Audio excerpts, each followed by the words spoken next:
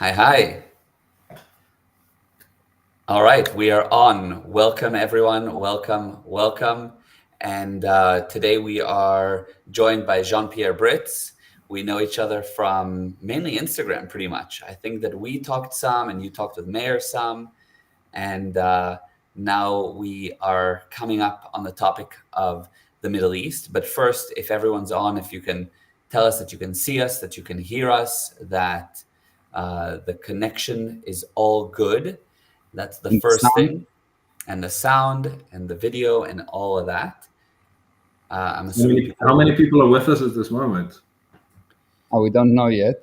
yeah, it doesn't show yet, but so basically the I think platforms that, it's yeah. 11, 12. So how this works is it goes on YouTube, LinkedIn, Twitter, Facebook, Okay. Instagram, and then it Wow. becomes a See, podcast after, that's beautiful. so it lives on. Lovely. Yeah. All Thank you right. for So having me. It's here. absolutely great to have you. Anna's here. She said she can see us and hear us well, and Jenna gave us the go ahead. Hi, Jenna. Okay. So Jean-Pierre, just tell us a bit about yourself, how you found us, what you do, and then we can start the topic. I think I made contact with yourself first, Gal, through Mhm. Alex and Richard. So you were friends with them. Ah, Yeah, through Instagram Where, connection. Excuse me. where are you from? Are you from South I Africa? Yes, I'm from here. I was born in Pretoria, raised in Centurion. Almost the same thing, slightly different. And then, yeah, moved over, was a little bit in Scotland, lived in Joburg, and now in Cape Town for the last 10 years. great. Okay. So you're Yeah, also in Cape so Town. yeah. So through Everybody Alex else. and through Richard, I came onto your tracks. I've got lots of respect for you guys who do business, your professionalism. I have to compliment you. Fantastic. Look up to that. I'm also Appreciate it. playing my hand in entrepreneurship. The latest Mhm. term, I guess I could found comfortable saying this is what I do is venture architecture. So Oh, in your venture, lay it out pretty much information modeling and so forth. And I dig it, really enjoy it. That's what my focus is on at the moment. But I'm also someone that thinks about religion and spirituality daily. The scars, I think, has been on my mind every single day. The stuff that I see influence me a lot. It hurts me. I'm concerned about it. I love mhm. philosophy. I love debating. Um, I'm kind of scared, but I'm also very honored to share this space with you. And I come with good intent, and I'm sure that's how it's going to end. Thank you. Yeah, and that's really, yeah. Hold on, Ali. 1 second. I need to handle one thing. Storage Okay, in less than a second. no problem. There's always No another problem. thing to handle. There's always things to handle. No problem at all. But Resilient. for yeah, 100%. But for those that are on and that are listening, as we're talking and so forth, feel comfortable, and that we are encouraging you to participate and be a part of the conversation. You know what I mean? So if you have questions, if you have input, if we didn't ask something, if we didn't bring up a certain point, you can bring it up, because the topic today is all about the Middle East and what's going on there. So welcome back. Welcome back. Yes. Yeah. So okay. So basically, I was saying people should, number one, participate in the conversation. So the reason that Jean-Pierre is on, and the topic, right? There was a huge thing that was viral on social media, which was all eyes on Rafah, this place called Rafah. That until that came out, probably 99% of the people posting about it hadn't even heard about the word Rafah, but it became a viral sensation, Rafah. And all eyes on Rafah. The Middle East obviously has been a major point of attention for a long time because of what's going on there. We've posted our thoughts, as many people know. Jean-Pierre often contacted us with the alternative point of view, or just another angle, or advocating for what many people think about, which is, but people are dying, the children, the genocide, the horrific side of things. And so we said, look, why not have an open conversation, and it'll help many people as well. Viewpoints will help people. And so that's why we're here, and we can kick it off. Okay, let's start. So who is Yeah. going to ask a question and or give a viewpoint, and then I can answer, and then you can give your viewpoint. And my purpose is really to deal with how we can make things better. What can we, as simple people around, what can we do to make things better? What's the As human best beings. action? As That's human the viewpoint. Yeah, and I think that is very important. I actually thought through this debate earlier, and I think purpose and intent is good to declare before anything is said any further. It's like a pact. It's about honesty, and for me, I am here for humanity, for love. I don't understand why we have wars. I don't understand how we are so uncivilized to treat each other this way. I don't understand why the gap between rich and poor is so big, that there's so little humanity left in humanity, generally speaking. And I am here to fight for that and learn through that, through my own faults as well. That's why I'm here. Because it's all these things that I see, that's me deeply. And I'm glad to hear that we're all moving So into maybe this start point with of, why these wars, excuse me. personal wars and wars between groups. Let's He start was with that. saying, yeah, why do we? Let's start with that. Discussion. Yeah, because it's always been a part of time, man. There's always been, you always have to have that friction and energies. And why do we need that friction? Why is it? And it seems like it's necessary. And it's just part of things, you can't separate the black from the white. Okay, so let's have a look. Okay, so in order to understand that, we need to look for a second on men. Like, you'll see that a person have a mind, and the purpose of the mind is to resolve problems that are related to survival. And the mind is a very good computer, and that computer fails like any computer when the data is faulty. Look at that. When you see people fight, you need to know that the people that look at the fight and the people that fighting operating on faulty data that someone inject to them unbeknown to them. You have a husband and wife, forget about countries, forget about groups, white, black, yellow. Just let's look at husband and wife. They love each other. They started with love, at least. They have kids together. They have mortgage together. The future is totally intervened, and the more they fight, the worse they get on all aspects of life. So it doesn't make sense that they will fight. So why do they fight? In order for two people to fight, there must be a third person unknown. It can be the lover, the mother-in-law. It can be someone. It has to be a third person unknown. Yes. Usually the mother-in-law. Yes. And if you have more than one wife, you have the punishment two mothers-in-laws. So, Exactly. someone unbeknown to you inject venom. He's like a snake, like the snake in the Garden Something of to shake it up. Yeah. And that's happened between couples, that's happened between countries. And our job, the people externally, have now two options. Option number one, to make the fight bigger. How do you do that? You side with one side. She's right or he is right. They are both wrong. If people fighting, they are both wrong. I can tell you for sure. Because it's not pro-survival to fight. So obviously they are both wrong. Yes? Going back Side to the one side, I'm stupid because I don't see the other side. And if I fight with the other side, I'm stupid because I don't see the other side. So the only way to solve problem in marriage or in any relationship is to understand that what we see is not the real story. I've done a lot of marriage counseling. What happened usually with the marriage counseling is two people come to me and each one of them try to prove to me how they are right and the other person wrong. And they have totally opposing views. Each one of them have proof.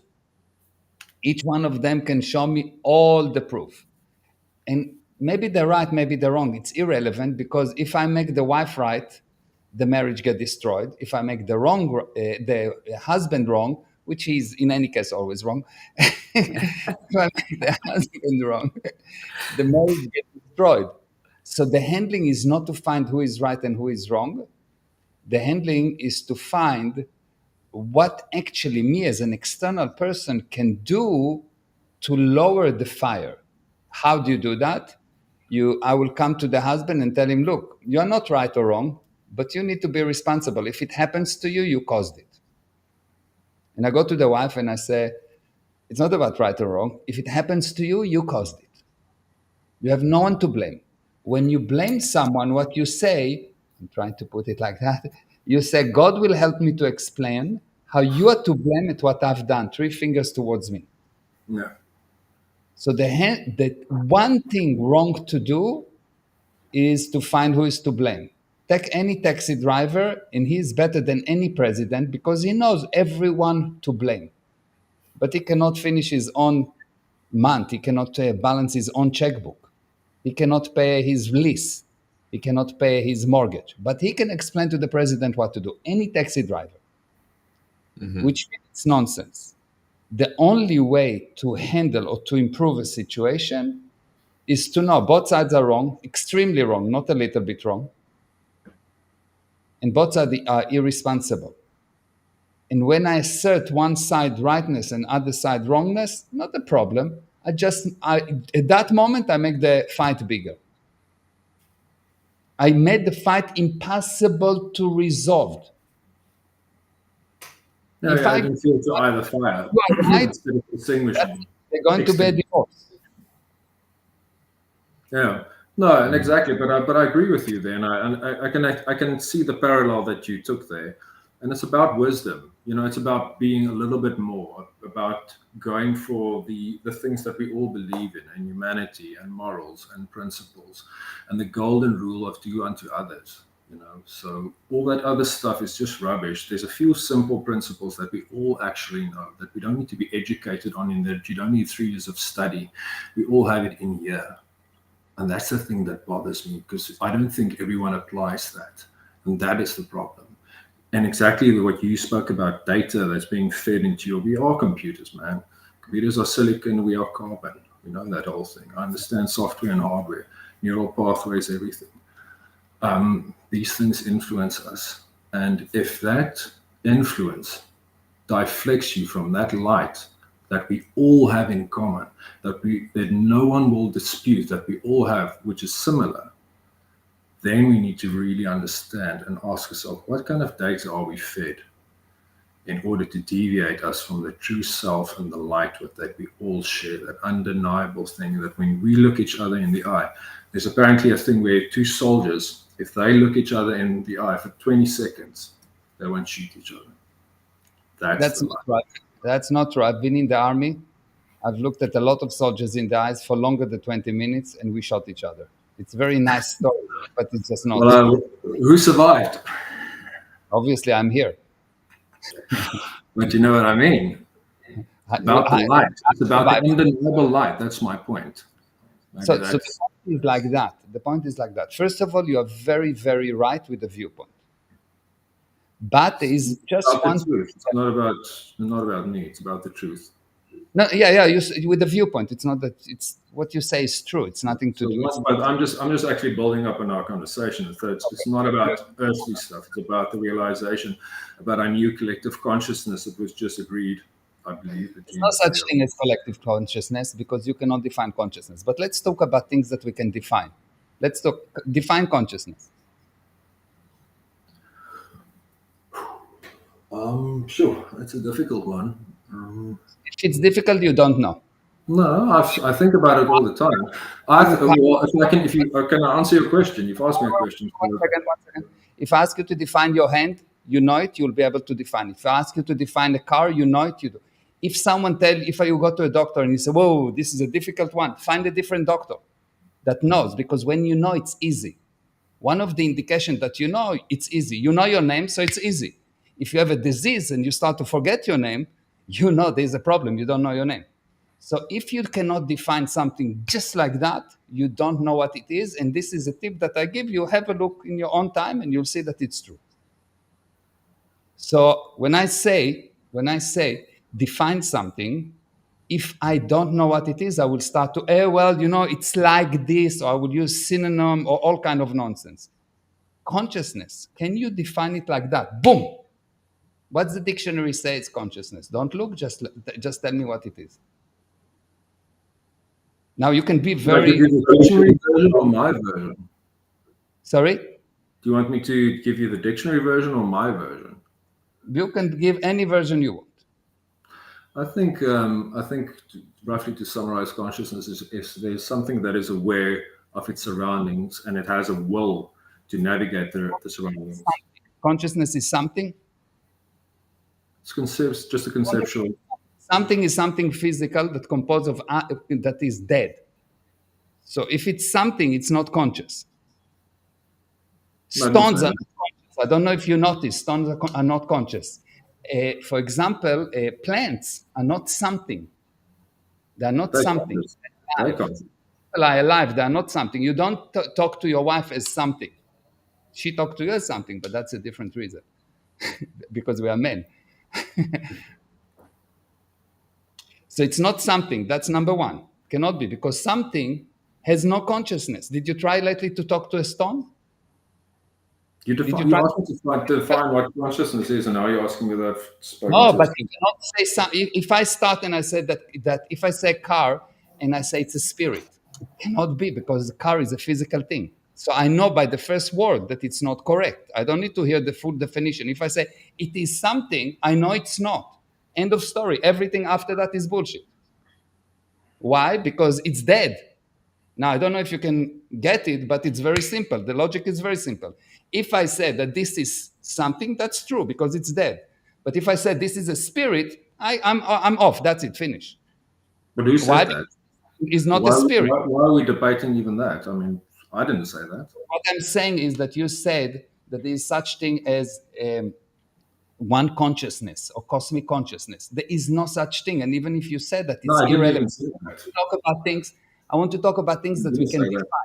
Otherwise, we can start and say, the Chakachuka said that Plapaluka. It sounds good. Well, the neurons in the mind move to the neuron pathways defined from a neuron. If not, you're just a parrot that says word, and this interview is useless. If we want to make it useful, what we need to do, we need to talk about things that we actually understand. Otherwise, I can say pula kuka kuka, and you will say chucha chucha chupa, and he will say buba buba buba, and stupid. Yes. What we need is to say something smart. What does it mean? To say something that you can understand.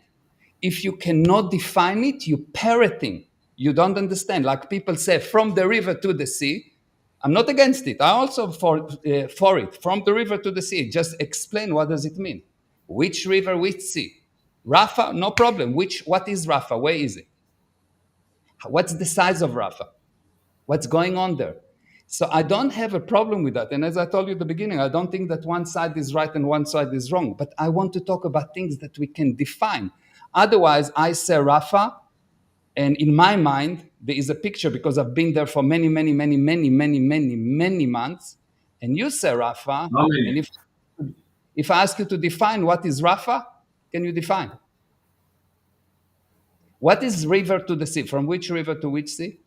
Is this a quiz or is this a debate? No, it's to know that we agreeing on the terms, because if I say Rafa and I think it's Tel Aviv and you think it's Johannesburg, are we talking about the same thing?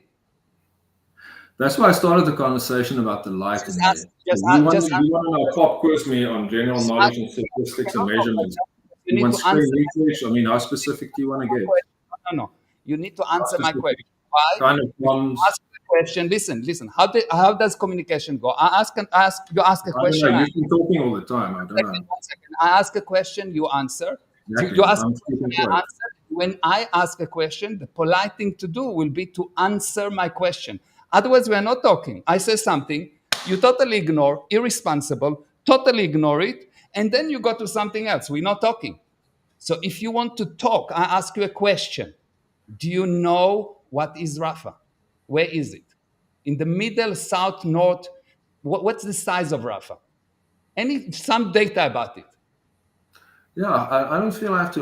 I Or can just answer be, you. I can give you I my. don't know. What? Just be brave and say, I don't know.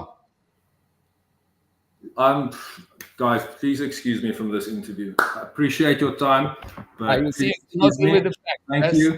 Empathy goes a very, very long way. Please excuse me. You are Thank you. very welcome. Bye. Cheers.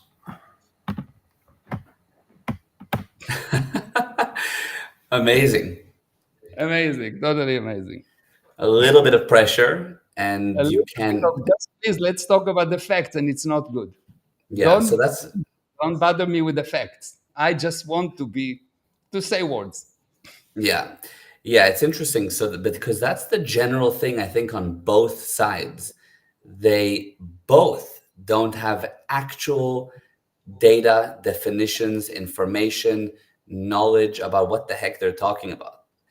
Yeah. Everybody that I saw, every single person that I saw, friends and so forth, that posted about Rafa had never mentioned it in their life. I know that they never heard about it. Don't know what happened exactly. And more than that, in order for data to have any value, we need to compare it to a similar data. Yes. If I say 7, I need to compare it to 6 or 8. Otherwise, 7 what? Yes. So Yeah, when yeah. someone says, okay, something happened in Rafah, let's say 40 people got killed. What actually happened there? Yeah. They People will don't not. know. They No. don't know exactly. Yeah. Never mind what happened there. Is there any similar things that happen in history?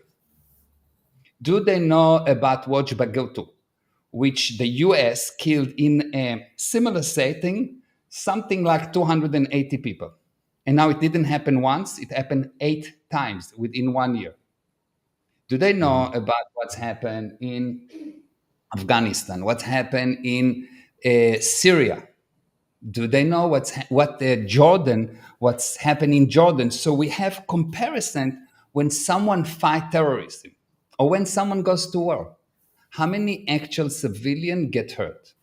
And if you will compare it, you will see that actually, by the data, yes, both sides are wrong, but Israel is actually a saint in comparison to the US. Yeah, I think that In comparison to King Abdallah from Jordan, that killed Palestinians in his country, just something over 60,000 Palestinians in less than 1 month, 3 weeks, because the revolt. when was that? That was with the King Abdallah. It was about the September. It's called Black September, so you can open online Black September and you will see it. Okay, but like 10, 20 years ago. But still. It was something like 69, 68, 60, or 70, somewhere around the 70. Okay, so two things from my side. Firstly, there's no doubt that people get highly sensationalized by the current thing. Whatever is currently being fed into people's eyes and shoved down their throat is what they regurgitate. And it's the current thing. First, it was, I mean, in the last 4 years, first it was COVID, then it was Ukraine, then it was whatever, Black Lives Matter, and now it's what's happening in the Middle East. So they for sure don't know what they're talking about, and that's what's being fed when there's much bigger, worse atrocities happening in parallel that they know nothing about, and they're not talking about it only because it's not what they've been fed. Yeah, but more than that, they get re-stimulated by pictures that they see. So first of all, people say, well, but there's so much killing. And so they have this, if someone die or a child die, it equals that you're doing a genocide. Okay, so let's define genocide. Okay, genocide is killing a whole nation or whole group, yes? So Israel unwittingly took over from Egypt because Egypt didn't want the Palestinians after 67 and didn't want in the peace agreement. after Israel took over the Palestinians, there were, if I'm not mistaken, about 600,000, but around few hundred thousand. And today, there are somewhere around 2.5 million Palestinians. Something is problematic. Yeah, 100%. Then Israel is an apartheid country. What does it mean, apartheid? Apartheid means that you take a group of people within your country and you give them less rights, or you cause them some kind of a damage. In Israel, in the Supreme Court, you've got Arabs, you've got judges, you've got doctors, lawyers. In the Knesset, the Knesset Which is has the parliament. The parliament. The parliament has altogether 200 people, or 200 or 220, 200, I think. And the Arabs are about 10% of that. One party, and there's another more extreme party which has about 8%. So more or less 18% are Arabs in the country, in the Knesset, in the parliament. How many people from Jewish people are in the parliament of Iran, or Syria, or Morocco, or Lebanon? How many rights do Jewish people have in Iraq, in Iran? Do they have voting right? No, zero. Nothing. They have the right to death. Yes, exactly. And then they said that Israel put a barricade over Gaza. Yes, like the Gaza is closed by Israel, so there is a barricade by Gaza. Again, they don't know that Gaza have a border, a long border. About 50% of the length of the border is Gaza with Egypt. Egypt is Arab people. And they don't let them go in. If they want, ask your brothers, the Arab Egyptian, to open the border. Why they don't open it? Do you know why they don't open it? Why the Egyptian don't open it? Yeah, because the people are problematic.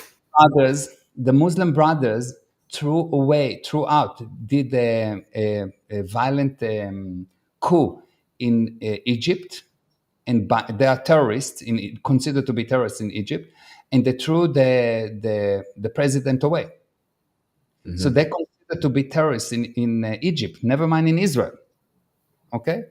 Yeah. And say, well, Israel killing babies, blah, blah, blah. Okay, so let's have a look. Hamas have opened a war on Israel, yes? This is very simple. Hamas, give back the kidnapped people, babies. Return the babies, return the people, the civilians that you kidnapped, and drop down your weapon, and we will have peace.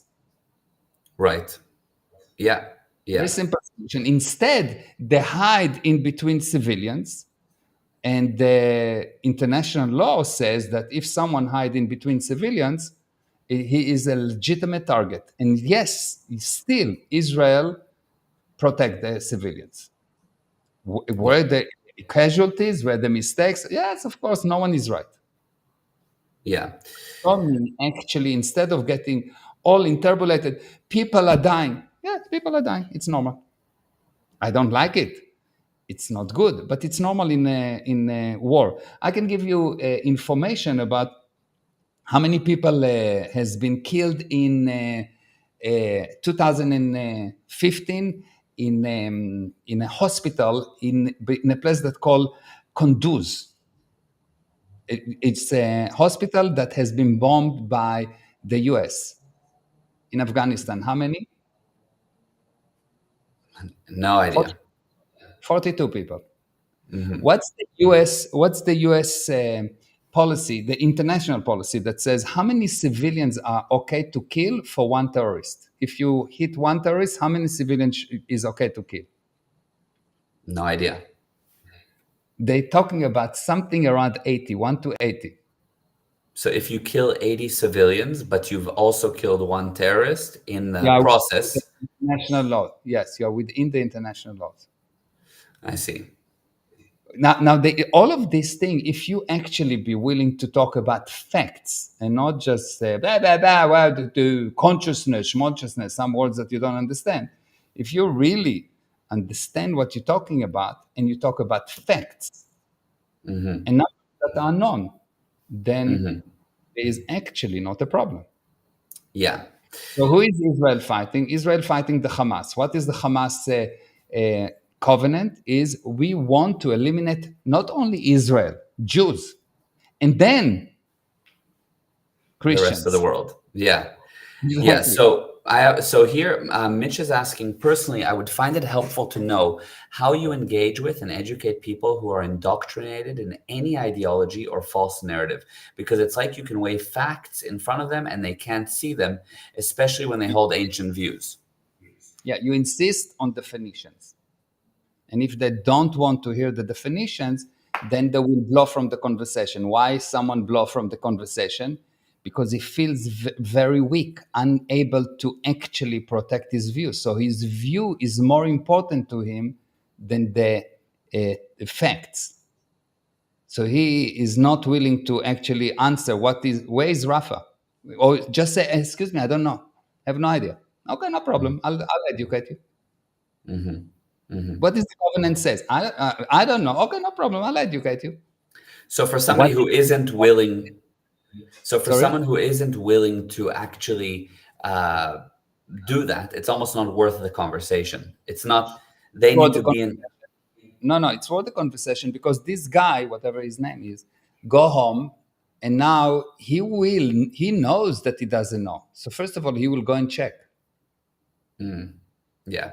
Now he knows he doesn't know. He will go and check. He's for sure going to watch this interview because he will want to know what was the next thing.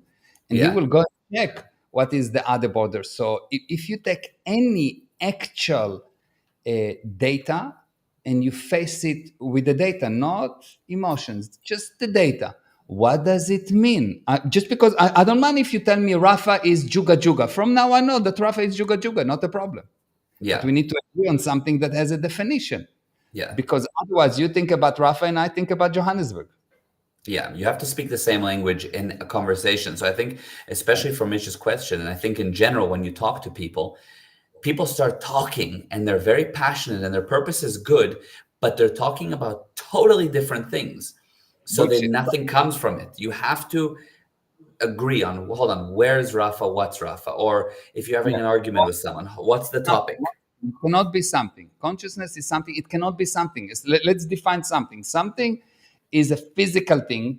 Consciousness is not physical. And if you want to tell me from now on, let's define consciousness as a physical thing, not a problem. Let's call it consciousness. I don't mind. We can have a definition. Yeah. Something. So Mitch is saying in that maybe in this case, but that doesn't happen with people who walk away from most conversations.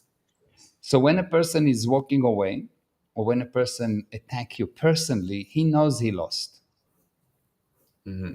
Look yourself. You had an argument with your wife and you walked away. Who won? Yeah. You could not handle the effect. You couldn't handle her. So number one stupidity is to start and fight with her because she will always win. And number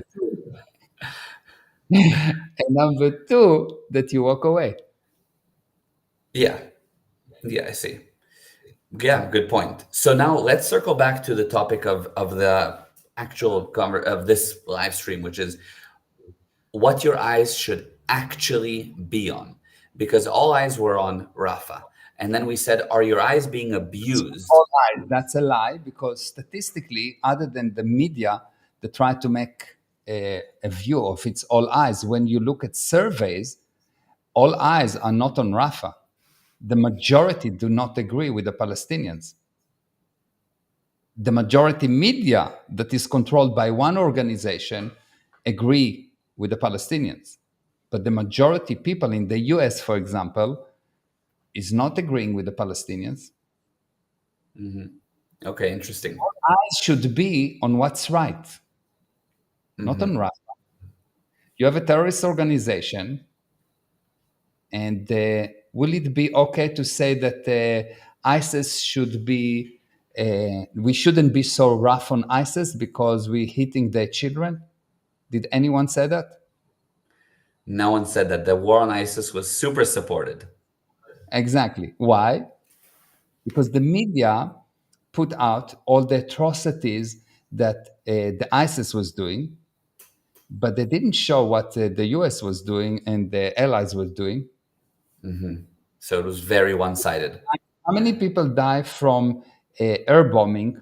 Innocent people die from air bombing in Iraq against ISIS. How many innocent? Yeah, no idea.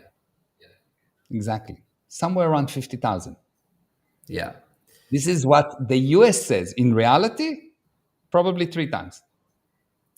Now, so why would there be such a big push against the Jewish community from the media when the media is pretty much Jewish owned, isn't it? Don't they say that these big companies are actually Jewish run? Okay, so when there was before this war on Hamas, the complaint against the Jewish people is that the Zionists control the media. That was the complaint. True. The Zionists control the media, the Zionists control the government. Now all these people with their very good memory, just short, forgot about it. Yeah, that's true. And now the Zionists do not control the media because it doesn't work so well for them, and do not control the US because it doesn't work so well for them.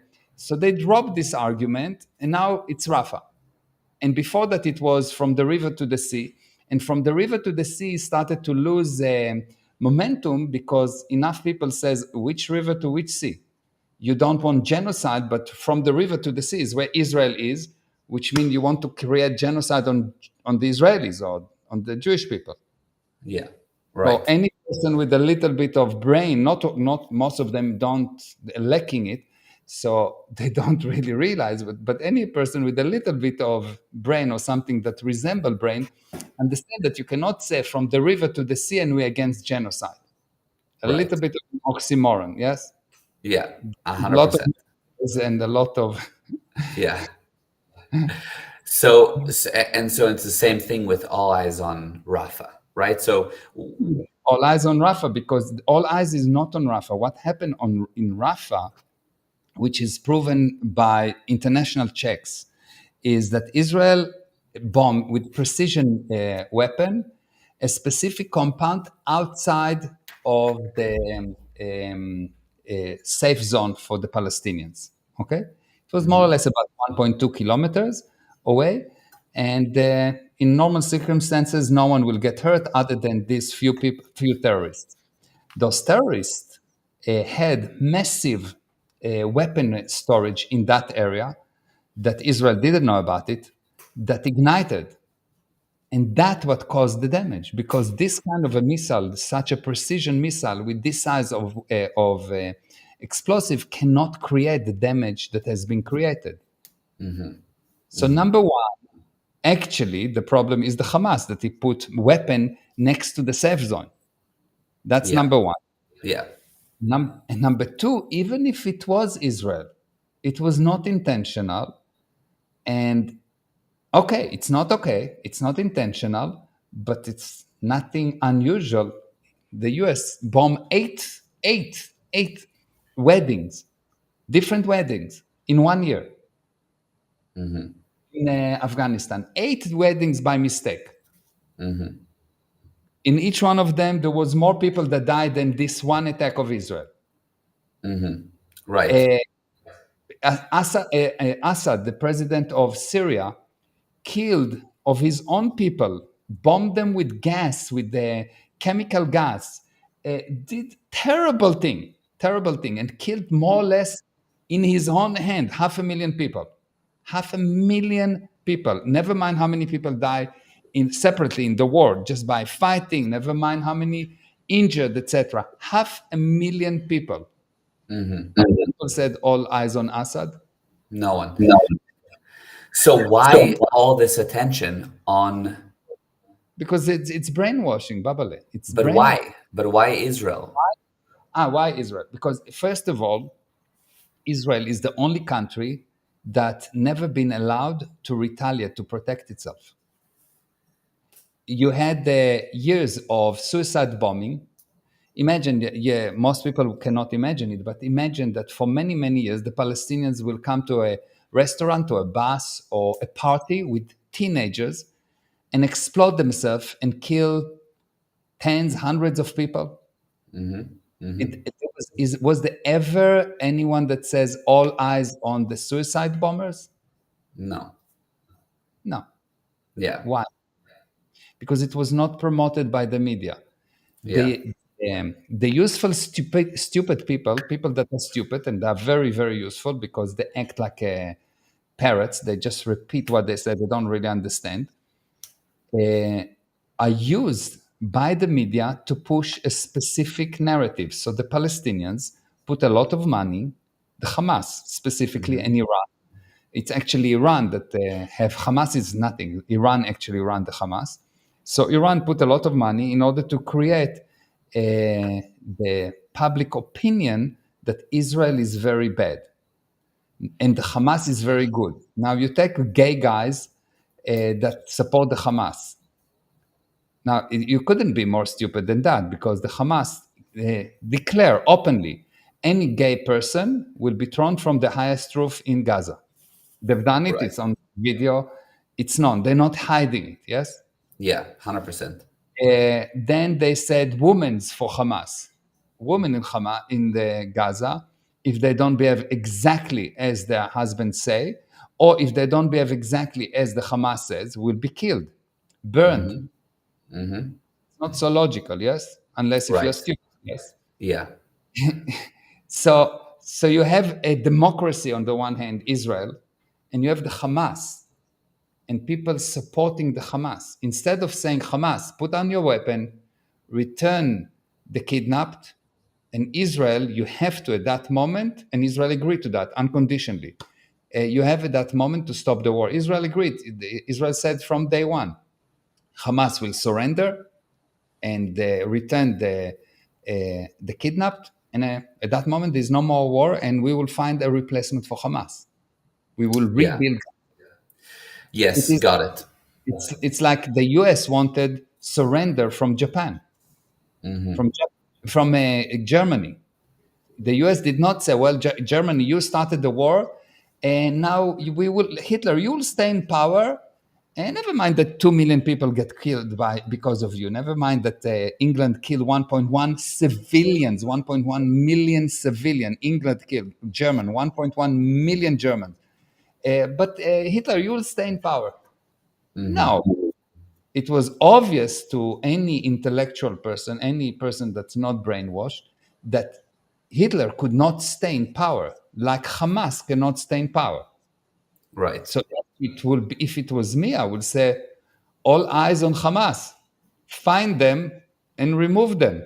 That would be the logical thing. Yeah. 100%. Of course. Now, back a little bit, you were saying, look, the attack on Rafah by Israel was not intentional.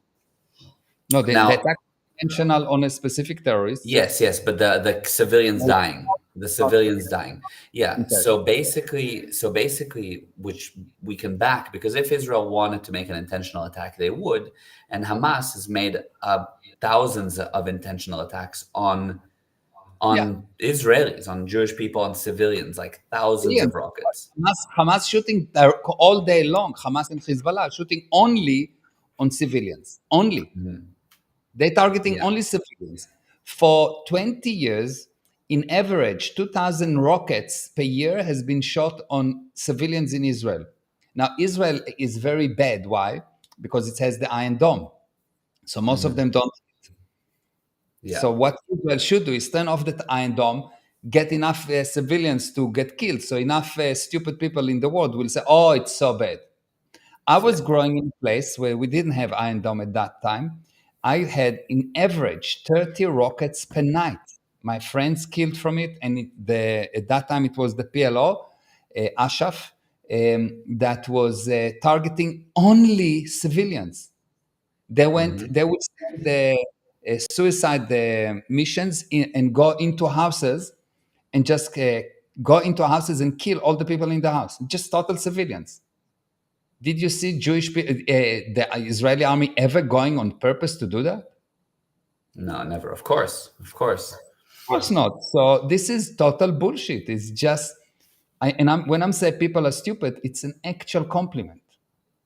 Because they are really parroting. They're not stupid. Stupid, it means that it's temporary defect due to fake realities. But being a parrot is worse. Yeah. The defect, just that there's no computation there at all. You're just repeating. Yeah, I see. Then 100%. But somebody here on Instagram actually is saying, it's a bit of a longer one. I'll read it. The Balfour Declaration started this whole war. Many innocent people in Palestine suffer the consequences of the British and Israeli greed. Mary, y'all are ignoring the original sin of the greed that Nakba was, the same as Dutch and British greed to take away land and push away Africans. Okay, so let's have a look at what's happened. Okay. So I think that any person that ever read the Bible know that if we want to look at the original sin, we see that this land was promised apparently by God to the Jewish people. And the Jewish people were in Israel for a long time. Whatever happened, Jewish people left, not all the Jewish, like not all the Arabs, and we had this area was controlled by the Ottoman Empire and then by the British Empire. And Jewish people and Arab people were living under this control. Then in 1948, there was a declaration by the United States, by the UN, that says, look, you're both living there. We are dividing this area based on ownership. This is got to you. This is got to you. The Jewish people agreed to the exact plan without changing anything, and the Arab people did not agree. What did they do? There were 600,000 Jewish people at that time in the land of Israel, or what was called at that time, by the way, it was the land of Israel. There was no Palestinian there ever. There was never a person. Like, if you think that there was a Palestinian, tell me who was the king or president or prime minister of Palestine in 1947. If there was a country, Palestine, if there was some people that was Palestinians, please tell me who was the king or who is the president. You cannot, because there wasn't. Palestine is something that happened way later, and I will explain how it happened. And you can check and see that it's correct. So in 1947, there was 600,000 Jewish people, and 7 countries, Arab countries, decided they don't accept the United Nations decision for the division of that land. And so they attacked Israel. Israel did not open the war. They attacked. They opened the war. And there was 25 million people against 600,000. Bad luck for the Arabs. Israel won. Is that correct or not? Check your facts and you'll see. Israel won, but Israel was willing, after it won, to give back the area that it took. So 56, again, another time, the Arabs attack. Israel won. Israel gave back the land. And then in 67, another attack. Israel won. And any country that was willing to negotiate peace agreement with Israel, Israel gave back. It shouldn't, yes, by the law. It shouldn't, but it was willing to give back to Egypt its area. But Egypt didn't want the Palestinians. Gaza, before the 67 war, up to 67, Gaza belonged to the Palestinian, and Jordan on the other side. Who's what do you mean the Palestinians? Gaza, the Palestinians were owned by the Egyptians. So how did it become Palestinians? Because earlier we were saying there was no. It become Palestinians, yes. So what is Palestinians? Palestinians is anyone that the British decided that because they were living in the land of Palestine, it was Jewish, Arabs, German, many nations that were owning land there under the British control, and before that under the Ottoman control. And there were Palestinians. It was not an actual country. it was just an area that controlled by the British. Now, how the word Palestine came about, when Israel had the second temple and was living in the place that called Israel in Judea, they fought against the Roman, and they lost. And because they lost, the Roman decided to take this area and to call it by the name of the most avid enemy of the Jewish people, which was Plishtim. And the name Palestine comes from Plishtim. It's a name of certain people that were living across the seashores, and they were the enemies of Israel. And because the Jewish people fought against the Roman, when they won, they destroyed the temple, got all the Jewish people to go away to all kind of slave camps, and called the area Palestine. That's how the name comes. Not from any Arabs whatsoever, not even close to Arab. Nothing to do with Arabs. That's all. Wow. This place called Palestine since that time. In 47, my grandfathers that came to Israel, they knew that there was a place before Israel that called Palestine. And Jewish people had the Palestine passport, and Arab people had Palestine passport, and German and many people had the Palestine passport, and that passport was issued by the British, and before that by the Ottoman Empire. So just this short history. So when someone says, well, you know, Israel pushed away Palestinians from their home, true, it did. They opened the war. So you cannot open the war and then start to cry, oh, I lost, you pushed me away from my home. No, Israel, unlike any other country, 3 times was attacked, 3 times won, and every time that any Arab country offered a peace agreement, Israel was willing to give back, and did give back, to Egypt, all of Sinai, etc., to Jordan. Jordan didn't want the West Bank. It was belonged to the Jordan. Israel was willing in the peace agreement with Jordan. Israel wanted Jordan to take the West Bank. Jordan doesn't want. Jordan actually killed Palestinians more than Israel combined. In all the wars, Jordan killed more Palestinians than Israel. So now Palestinians is basically anyone who isn't in a set country, such as Jordan or Egypt or Israel. So what happened in 67, Israel took a lot of area and it inherited this West Bank and Gaza. Okay, Gaza was belonged to Egypt, and the West Bank was belonged to Jordan. Okay, 2 different areas, nothing to do with each other. Those people are bought Palestinians, which is really Arabs that no one wanted. Yeah. This is the truth. I'm not trying to degrade them, but that's what it is. And Israel came and says in Oslo, look, Israel withdrew totally from Gaza. So people say, oh, Israel occupying Gaza. Bullshit. Israel withdrew from Gaza one-sided. One-sided. Gaza meaning Gaza, yes? Gaza, yes. Yeah. Gaza is the Hebrew way. Gaza one-sided, and said to the Palestinians, here it is fully functioning area.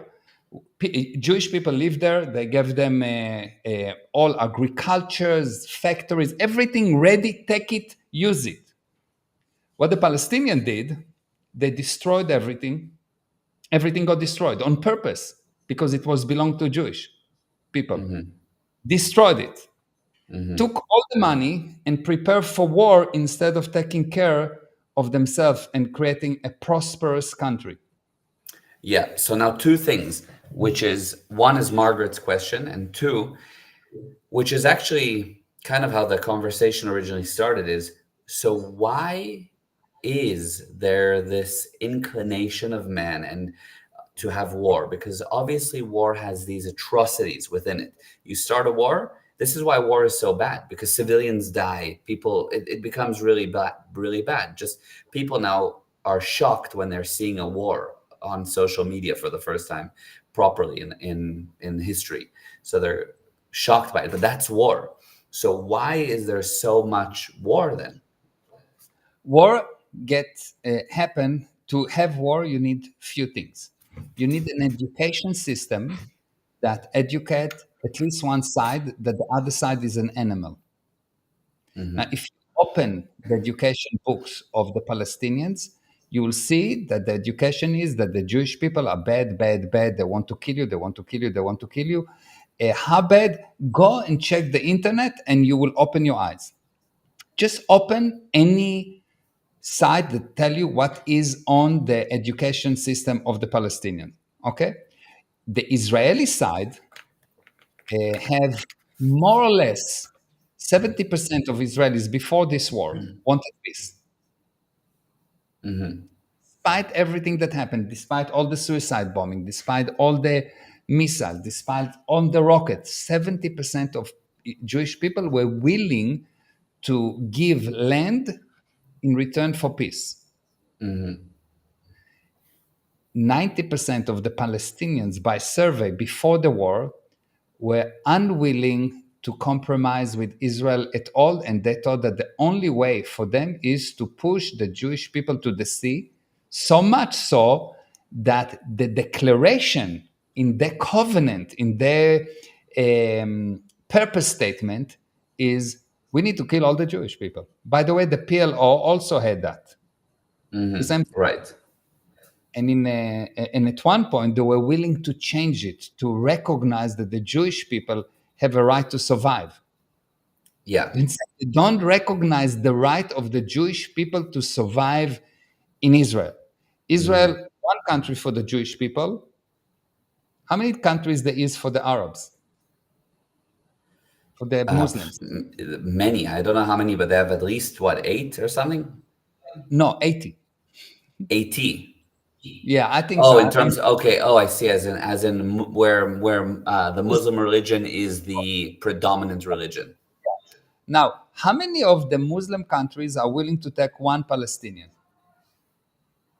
Egypt say, I don't want. Lebanon say, I don't want. Jordan say, I don't want. Iraq says, I don't want. Which Arab country is willing to take Palestinian in? Do you know who is the only one? Israel. Israel is the only country that actually take Palestinian and take care of them and put them in hostels and actually handle them and give them work and give them work and give them rights. Right, right.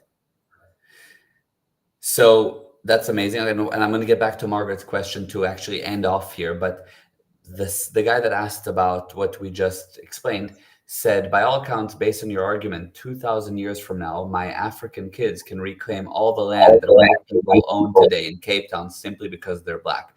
The thing about that is... What? I think that's the opposite, no?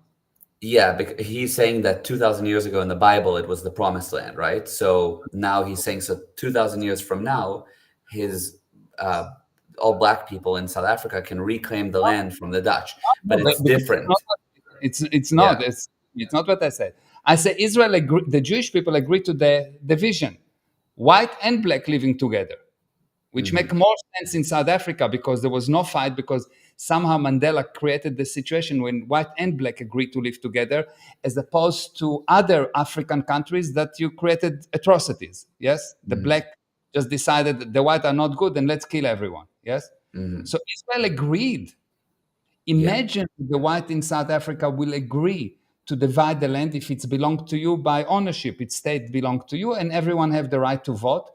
And the black guys will decide, no, we're killing all the white guys. Because they took 20,000 years ago, 10,000 years ago, 1,000 years ago, our land. It would be insane. That's what happened there. The Palestinians, Israel agreed, the Jewish people agreed, let's divide. We still agree for peace. We still agree for two-state solution. But the Palestinians have to gain their trust because they're attacking us. So we said, drop down your weapons and there will be peace. Check Golda Meir And she said immediately after 67, she was the prime minister at that time, when the Arab people, when the Palestinian people, we love their children more than they had the Jewish people, we will have peace. And that's what's happening right now. The black people love the children more than they hate the white people in South Africa. So you have peace. You understand? So it's this is facts that you cannot argue. Yes, there was war. Yes, of course, there was atrocities on all sides. But what can I do with that? No one can It's handle it. also, yeah, it's also throughout history, the entirety of the planet was colonized and taken over and all kinds of things. But the point is, where are we at today, and what's the current agreement, and where are the divisions of countries, and that's how it is. And let's have peace, not war to reclaim. First of all, stop being stupid and realize who is Hamas. Yeah.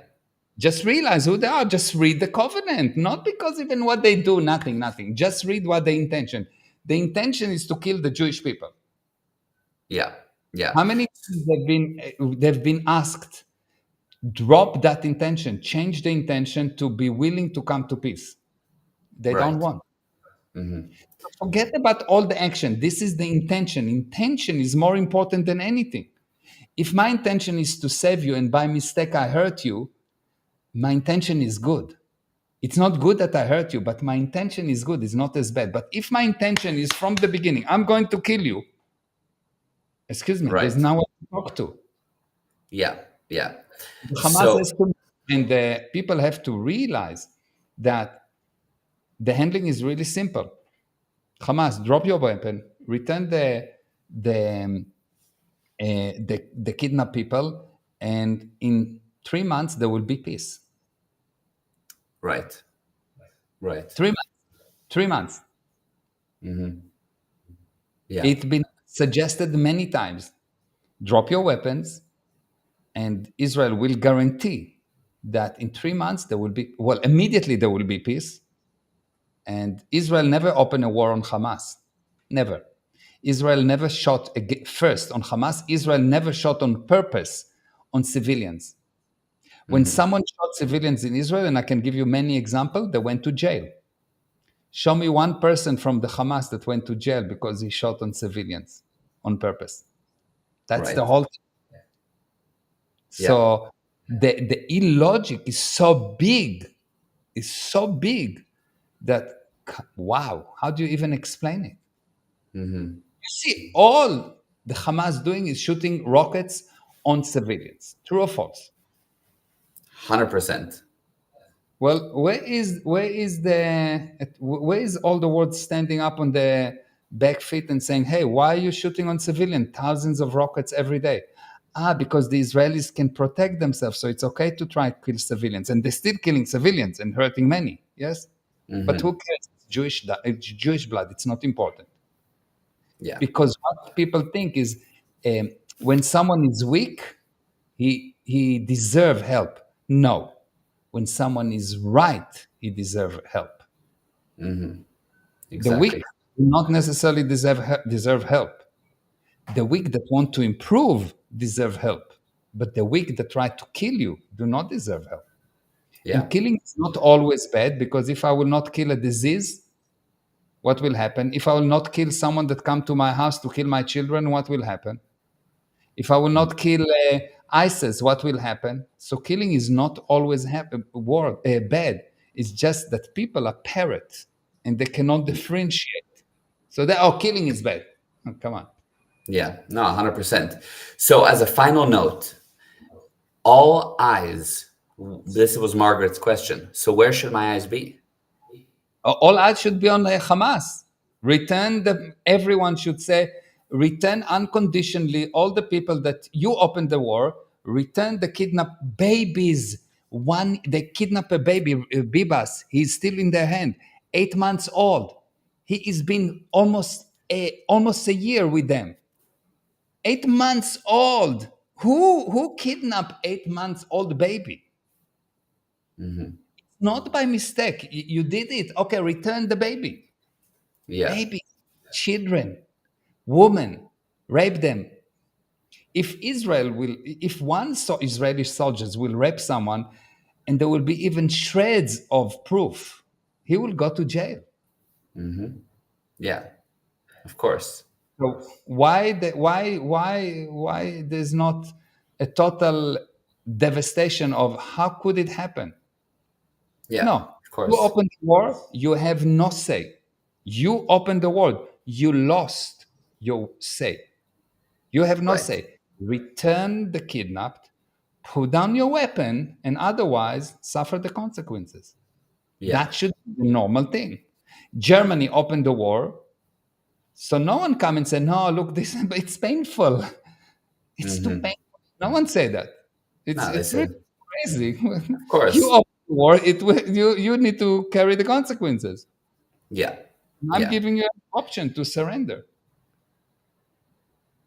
Israel should 100%. surrender. Israel should never stop until the Hamas is off and not in control. It's like the allies should never stop until Hitler is gone. And Exactly. not Hitler, the whole regime, the whole viewpoint Yeah, of of left. course. Yes, Yeah. the whole And it took, and it, the Hamas has to go, like the whole philosophy of the SS has to go. exactly. And it took an immense amount of force, pressure, and killing. This is a fraction. If the 1940s had social media, everybody would be crying like would be posting all eyes on Berlin or something. It would have been during the war. You know what I mean? It's like, No, it wouldn't happen because at that time people were still educated. People actually understood that they need to understand. We had a guest that didn't think that he needs to understand. He was very upset that I insisted that we will understand each other. It's much better for him to just say, Rafa, or Rafa, what is it? I don't know. It doesn't even actually, it's the actual word is Rafiach. It's not Rafa. what do you mean? Oh, like in Hebrew or? The actual name in Arabic is Rafiach. Oh, oh It's wow. not Rafa. This is it's people that don't actually know say the word. They don't even know what it is. It's actually Yeah. Rafiach. Wow. So Amazing. just not even he doesn't even know the. But not a problem. Just tell me where it is. Give me where it is. What's the size? How many people live? Where is the safe zone? What actually happening? Let's deal with facts and agree. I don't mind what it is, but let's agree. We can say that Rafiach is in Johannesburg. I'm quite okay with that. Yeah. Yeah. I don't want to call it instead of Rafa to call it Cape Town. I don't want. Give it any name that you want, as long as we have a definition. Yeah. And as I said, I think that's Very that confusing the facts. 100%. That I think that principle of agreeing on definitions, agreeing on the topic, understanding that you're speaking the same language is key for any communication, especially one that has any form of tension. Yeah, and Yeah. because otherwise you just throw words. Well, I make the brain making neuron part. Okay, good. Explain to me what is a neuron. Just give me a definition of the word neuron. I Right. don't know. You're a robot. Excuse me, you're just a parrot. Yeah. Yeah. What is a neuron? Oh, I'm spiritual. Good. Define what the spirit means. Last seen spirit. Yeah. Yeah, exactly. Conscious. What does it mean? What does it mean conscious? If you don't know it on the spot, you don't know it next. Right. You're just a parrot. 100%. Nicely dressed parrot. Yeah. Yeah. Yeah, exactly. And that's a great lesson from that whole conversation. If anything, that is key. Key. Okay, this was wow, amazing, super shaking, which was good, like shook knowledge. I'm sure everybody that listened learned a ton. If you got any value from this, by the way, this Saturday is a free webinar that you can join that basically teaches you how to find the snakes in your life, how to fix fighting, how to handle arguments. Do you want to talk a bit more about that before we go? Yes. So as I said at the beginning, in order to have a fight, there need to be a snake. In the Garden of Eve, there was the snake that actually created the problem. This snake is the guy that convincing you to do something that you shouldn't do. He is the guy that always hidden, is crawling like a snake under the stones. No one see him, but he is the source of the problem. And usually the people that get punished is not him. Usually the people that fight is not the snake. Yeah. But the actual handling is to make sure you don't have snakes in your Garden of Eve. Yeah. Yeah. So Yeah. if you don't have snake in your heaven, you will be okay. But if not, it will become hell. So you Right. need to learn how to recognize it. You need to learn, what is this snake doing? How do you see that you actually have a snake in your life? And the snakes are coming in many shapes, many small one, big one, and they're attacking different areas. They're attacking religion, they're attacking education, they're attacking the family unit, they're attacking ethics, they're attacking food, they're attacking your health, they're attacking different areas. If you don't know how to spot and recognize the snake, you're definitely going to hell.